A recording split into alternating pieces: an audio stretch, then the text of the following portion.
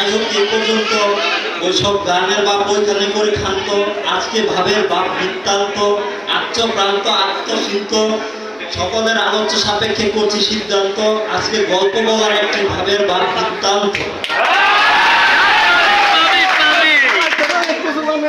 তো গ্রামের শেষে একটি বটতলা, ওইখানে গিয়ে সকল প্রেমিক প্রেমিকাদের প্রেমের গোপন কথা বলা,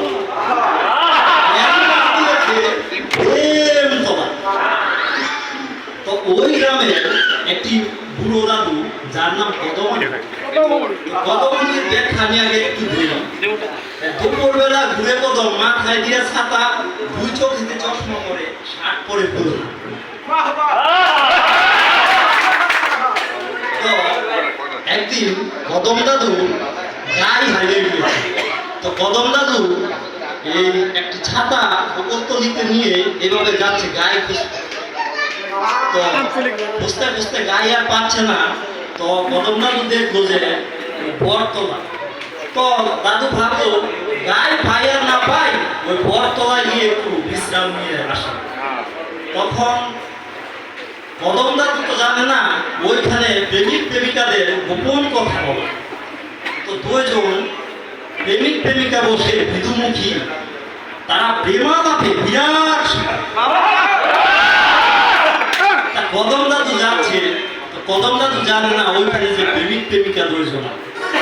তো এক পর্যায়ে কদম দাদু যাচ্ছে, তো ওইখানে দেখলো যে প্রেমিক প্রেমিকা দুইজন বসে প্রেমালাপ করছে। প্রেমালাপ শেষ করবে, সে কি প্রেমালাপ, যদিও আমি প্রেম করি না তবুও একটু বলবে প্রেমালাপ।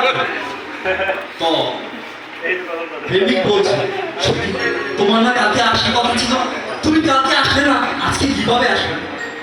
তখন প্রেমিকা বলছে যাবো যাও, কালকে আসতে পারলাম না, কাল আসতে চেয়েছিলাম, মা না আমাকে আসতে দিল,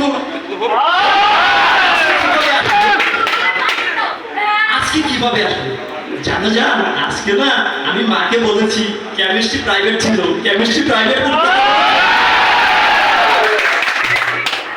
তো প্রেমিক প্রেমিকা বসে গল্প করছে। তো কদম দাদু দূর থেকে দিয়েছে উকি। তো দেখছে তারা প্রেম করছে। কদম দাদু মনে মনে ভাবছে আমার তো আর প্রেম করার বয়স নেই, প্রেমালাপ শুনে তারপরে আমি যাই।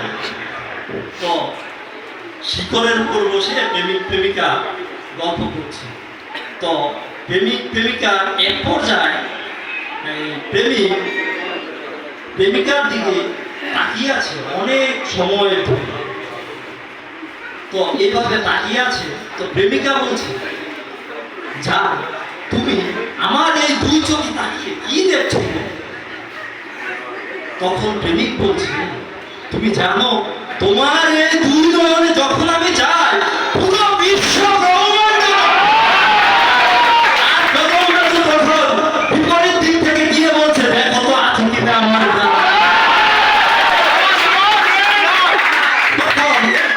তারা তো অবাক, গায়ে যায় কেন? তুমি বললে না ওই তোমার দুই চোখে বিশ্ব ব্রহ্মাণ্ড আছে, তাহলে আমার গায়েও তো আছে, আমার গায়ে দিয়ে দাও আমি। যাই হোক এই পর্যন্ত এই গল্পের বাপ এইখানে করে খান্ত, আজকে ভাবের বাপ বৃত্তান্ত।